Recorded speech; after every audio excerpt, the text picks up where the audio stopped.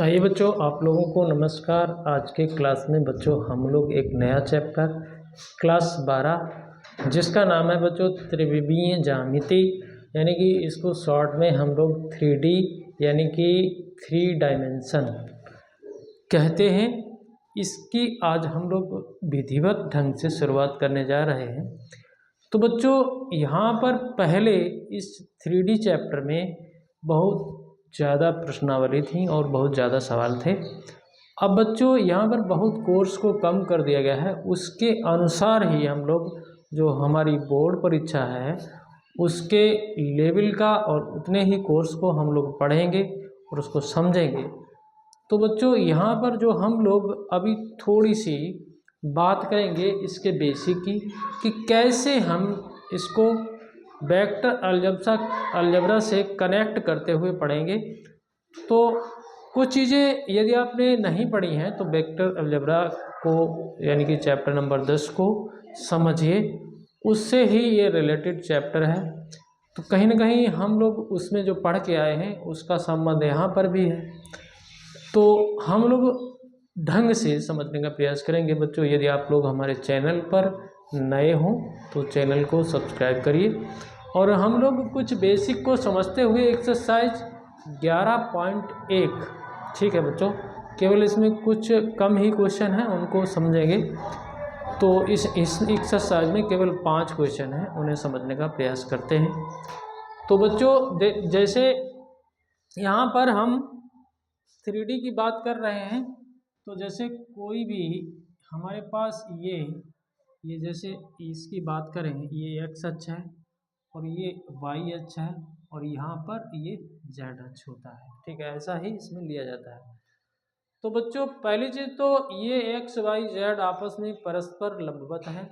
इसमें बच्चों अगर हम कोई रेखा लें, जैसे सपोज दैट यहाँ पर हमने कोई यहाँ पर लाइन ले ली और बच्चों इस रेखा को हम इधर भी ला सकते हैं, जितना चाहें आगे भी बढ़ा सकते हैं, ठीक है, ऐसे हम लोग आगे पीछे कर सकते हैं, यानी कि रेखा को दोनों तरफ ले जाया जा सकता है।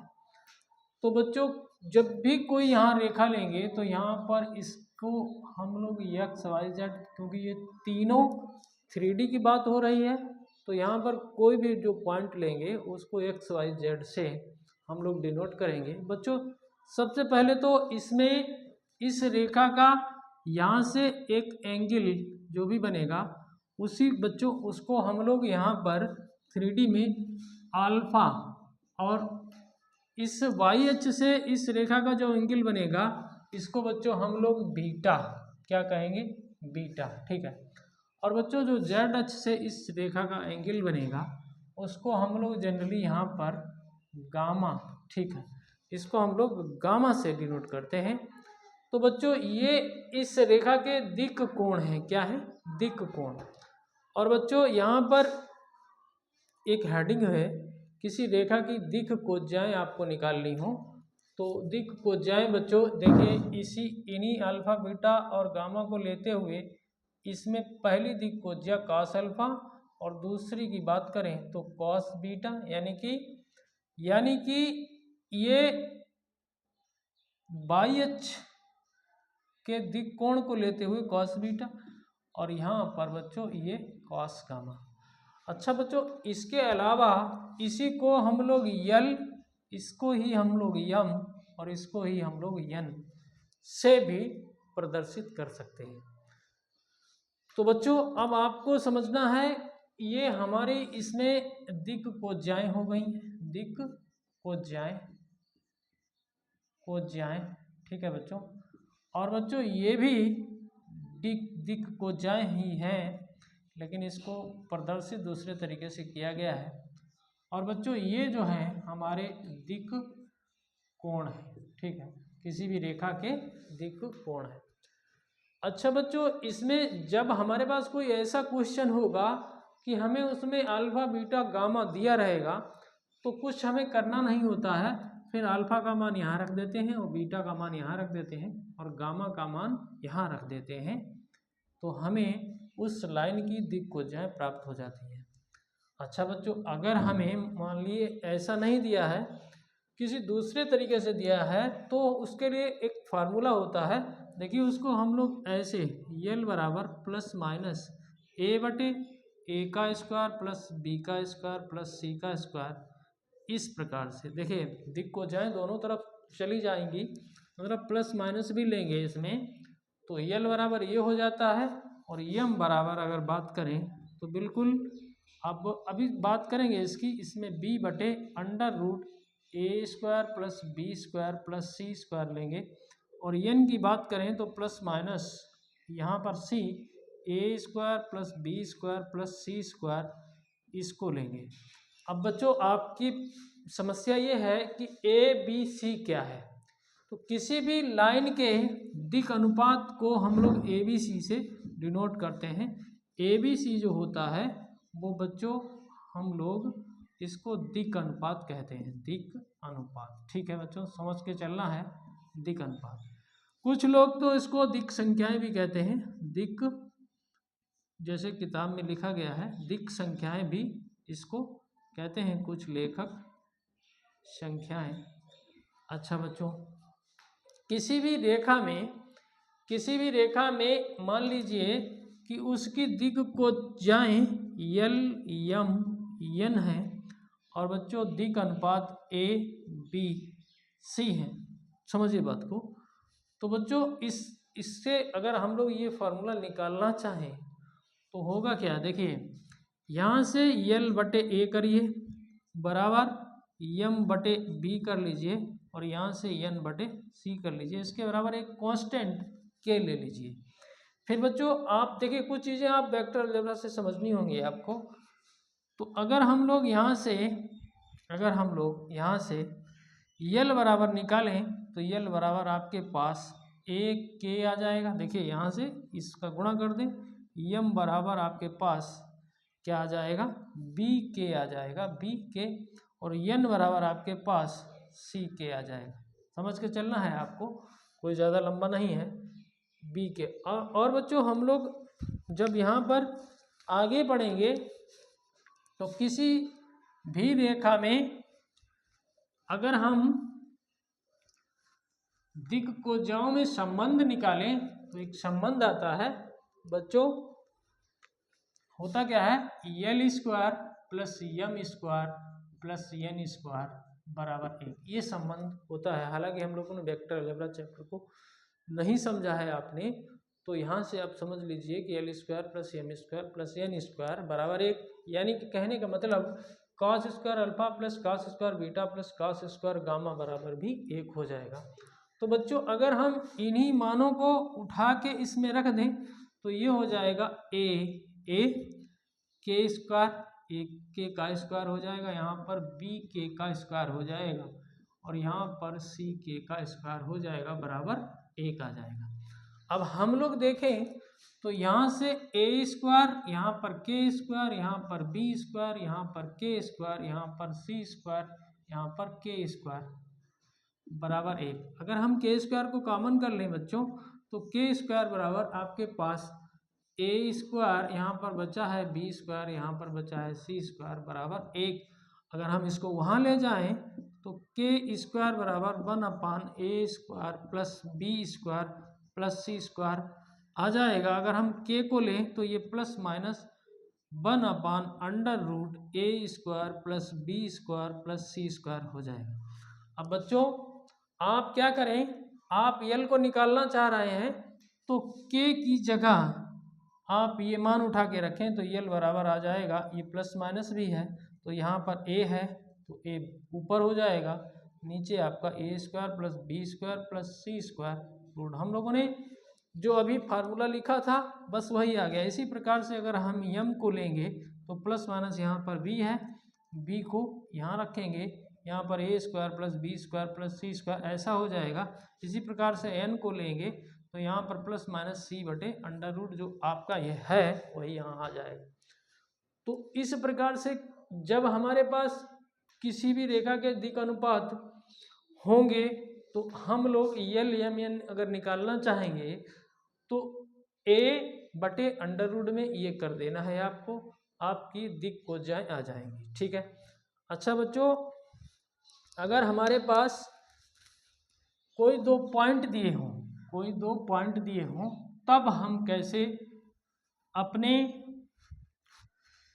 दिक् को ज्या निकाल पाएंगे, यानी एल एम एन को कैसे निकाल पाएंगे, तो ये भी बात हम लोग समझ लेते हैं। तो जैसे हमारे पास मान लीजिए कोई P पॉइंट है x1, यहाँ पर y1, यहाँ पर z1, और बच्चों हमारे पास यहाँ पर क्या है, कोई Q पॉइंट है x2, y2, z2। हमारे पास दो पॉइंट है, ठीक है। इन बिंदुओं को मिलाने वाली रेखा के की दिक् को ज्या यदि आपको निकालनी हो तो कुछ नहीं करना है, तो P और Q बिंदुओं को, एक बात समझें, बिंदुओं को मिलाने वाली रेखा के की दिक् को ज्या अगर आपको निकालनी हो तो क्या करेंगे, दिक् को ज्या। देखिए बच्चों, क्योंकि हमें ए चाहिए, बी चाहिए, सी चाहिए, बस इतना ही तो चाहिए। तो बच्चों अगर हम लोग ए निकालना चाहेंगे तो ए निकालने के लिए इस पॉइंट से इसको घटा दीजिए, यानी कि x2 माइनस x1 हो जाएगा, समझिए बात को। और हम लोग अगर बी यानी कि दिक् अनुपात निकालना चाहेंगे तो यहाँ पर y2 माइनस y1 हो जाएगा, यहाँ पर सी निकालना चाहेंगे तो ये z2 माइनस z1 हो जाएगा। अब बच्चों चूंकि हमें यल निकालना है तो हम तो ऊपर रखेंगे a, तो इसका मतलब हुआ प्लस माइनस लेंगे, आप यहाँ पर x2 माइनस x1 करेंगे, नीचे में आपको a का स्क्वायर, b का स्क्वायर, c का स्क्वायर कर देना है। तो कहीं ना कहीं स्थितियाँ ये हो जाएंगी, ये हो जाएगा, यहाँ पर y2 माइनस y1 का स्क्वायर हो जाएगा, यहाँ पर z2 माइनस z1 का स्क्वायर हो जाएगा, यहाँ पर रूट आ जाएगा। इसी प्रकार से आप समझ सकते हैं, यम को जब लेंगे तो इसको ऊपर रखेंगे, बाद बाकी ये। अब इसी प्रकार से आप एन को लेंगे तो इसको ऊपर रखेंगे, बाद बाकी रूट में नीचे आपको ये रखना है। तो इस प्रकार से यदि हमारे पास दो बिंदु हैं, उनको मिलाने वाली रेखा की दिक् को ज्याएं या दिक् अनुपात निकालने हों तो दिक् अनुपात तो ऐसे ही निकाल दीजिए, और दिक् को ज्या निकालनी हो तो इस प्रकार से आप निकाल सकते हैं। अच्छा बच्चों, आगे हम लोग कुछ चीज़ें और समझते हुए चलते हैं। जैसे हम लोग सीधे एक्सरसाइज पर आते हैं, यदि कोई समस्या होगी उसमें तो हम लोग यहीं पर डिस्कस कर लेंगे, सीधी सीधी बात करेंगे, सीधा फार्मूला लिखेंगे या फिर फार्मूले को समझने का प्रयास करेंगे, तो फिर एक्सरसाइज जल्दी हो जाएगी। तो इस प्रकार से हम लोग पहली अपनी 11.1 एक्सरसाइज इस 3D की उसको समझने का प्रयास कर रहे हैं। तो बच्चों पहला सवाल इसमें, आइए आप बुक उठाइए और देखिए पहला सवाल क्या कह रहा है। इसको हम आपको दिखा देते हैं कि पहला सवाल हमारा क्या कह रहा है। हमारा पहला सवाल बच्चों कह रहा है कि यदि एक रेखा x, y और z अक्ष के साथ क्रमशः 90, 135 और 45 डिग्री के कोण बनाती है तो इसकी दिक् कोसाइन ज्ञात कीजिए। दिक् को ज्या या दिक् कोसाइन एक ही बात होती है। कभी कभी इसको बच्चों ऐसे भी लिख दिया जाता है, DCS ऐसे भी लिख दिया जाता है। और आप बच्चों दिक् को ज्याएं लिखें या दिक् कोसाइन लिखें, एक ही सिस्टम है, एक ही बात है। ये तो बच्चों x अक्ष के साथ पहला क्वेश्चन है बच्चों, x अक्ष के साथ कितना कोण बना रहा है, 90 अंश। कितना है? हाँ बच्चों 90 डिग्री, 90 डिग्री। और y अक्ष के साथ बच्चों कितना बना रहा है, y अक्ष के साथ ये रेखा जो है 135 अंश का कोण बना रही है। और z अक्ष के साथ बच्चों ये रेखा आपकी 45 अंश का कोण बना रही है। ये दिया गया है। हम लोग बच्चों दिक् कोसाइन निकालेंगे। तो इसका मतलब हुआ कि x अक्ष के साथ ये अल्फा है, ये ही बीटा है, ये ही गामा है, ठीक है। तो हम लोग तो जानते हैं दिक् कोसाइन निकालना, तो यही तो दिक् कोसाइन होती है। ये कॉस बीटा कॉस गामा यही तो होता है। तो यहाँ पर बच्चों अगर हम लोग रख दें कॉस 90 डिग्री और यहाँ पर हम लोग रख दें कॉस 135 डिग्री और यहाँ पर बच्चों हम लोग 45 अंश को जमा दें। अब समस्या ये है कि इसके मान भी आपको याद करने होंगे। कक्षा 10 में एक टेबल दी रही होती है, वहाँ से आप याद कर लें। यदि नहीं आपको याद है तो भैया याद तो करने ही पड़ेंगे। वैसे तो हमने इसका एक वीडियो भी अपलोड किया है कक्षा 10 के मैथ को, जहाँ त्रिकोणमिति को समझाने का प्रयास किया है। तो कॉस 90 बच्चों क्या होता है, ये 0 होता है और कॉस 135 का मान -1/√2 आ जाएगा। देखिए बच्चों आपके नहीं समझ में आएगा, यानी कि कॉस 90 + 45 करेंगे तो निश्चित रूप से ये 135 है। इसका अगर देखें तो ये साइन 45 डिग्री निगेटिव, क्योंकि ये दूसरे क्वाड्रेंट में है, दूसरे चतुर्थांश में है, तो इसका मान आपको पता है 1/√2 माइनस तो है, और इसका मान भी आपको पता है 1/√2। बच्चों यही हम लोगों की दी कोसाइन है, 0 - 1/√2 और बच्चों 1/√2। तो ऐसा सवाल फिर कैसा भी आ जाए, कितना भी एंगल दिया रहे आप कर सकते हैं, कोई दिक्कत नहीं होगी। अब अगला सवाल देखते हैं बच्चों। देखिए अगला सवाल भी कुछ इसी ढंग का है, तो हम लोग उसको भी समझ लेंगे। बच्चों आप वीडियो में हमारे साथ बने रहिए, तो निश्चित रूप से आपको फ़ायदा होगा और सरल तरीके से हम समझाने का प्रयास करते हैं। साथ ही बच्चों आपको मैथ भी सरल लगेगा। तो बच्चों ये दूसरा क्वेश्चन जो है, इसमें बुक में एक रेखा की दिक् कोसाइन ज्ञात कीजिए जो निर्देशांकों के साथ समान कोण बनाती है, यानी जो भी कोण है वो समान है। तो समस्या कुछ नहीं है, अल्फा जो कोण है वो बीटा के बराबर है और ये गामा के बराबर भी है। हालांकि हमें गामा बनाना नहीं आता है, लेकिन हम जैसा बना पाते हैं। तो बच्चों एक संबंध हम जानते हैं, L² + M² + N² बराबर 1, या फिर यूं कहें कि ये हम लोग जाने cos² अल्फा cos² बीटा और बच्चों cos² गामा बराबर भी 1 होता है, क्योंकि हम लोग इसकी चर्चा कर चुके हैं।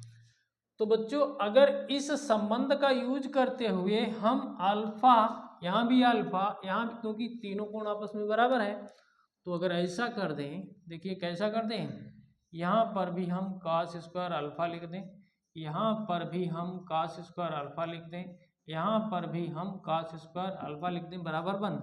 तो ये 3 cos² अल्फा बराबर 1 हो गया।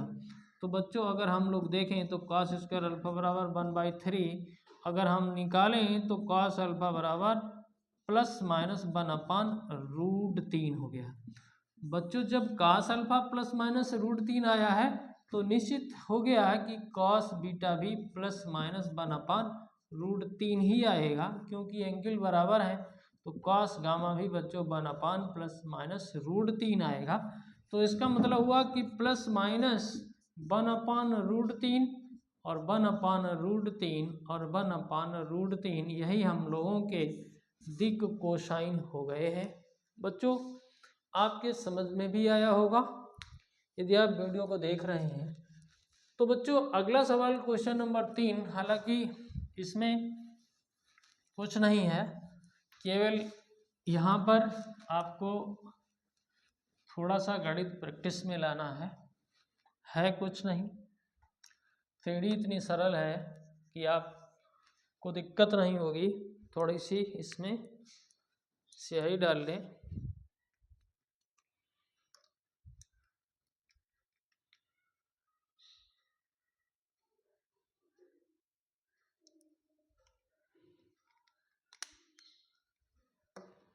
देखिए बच्चों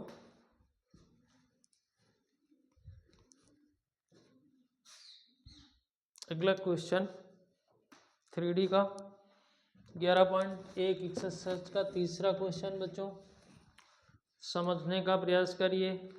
हमारी क्वेश्चन में बच्चों दिक् अनुपात दिए गए हैं, तो बच्चों इसमें a बराबर -18 है और b बराबर आपका 12 है और c बराबर -4 है। हमको बच्चों दिक कोसाइन निकालनी है। दिक कोसाइन का फार्मूला हम लोग जान रहे हैं, यल बराबर होता है प्लस माइनस a बटे a square b square c square का रूट, क्योंकि हम लोगों ने अभी समझा था इसे। निश्चित रूप से आप इसको याद करने में कोई दिक्कत नहीं है, बहुत सरल होते हैं। यहाँ पर b बटे यही रूट उठा के रख दो, b square plus c square का रूट, n की जगह भी प्लस माइनस c बटे a square plus b square plus c square बार बार लिखने से कोई समस्या नहीं है, लेकिन फिर भी हम लोग यल निकालेंगे। जब बच्चों इसके दिक कोसाइन निकालेंगे तो पहला दिक कोसाइन यल प्लस माइनस, यहाँ पर बच्चों -18 हो जाएगा क्योंकि a की जगह -18 है। और बच्चों यहाँ पर आपको -18 का वर्ग करना है, फिर बच्चों 12 का वर्ग करना है, फिर बच्चों -4 का वर्ग करना है। अब समस्या तो कुछ नहीं है, ठीक है, तो वर्ग करना आपको आना चाहिए।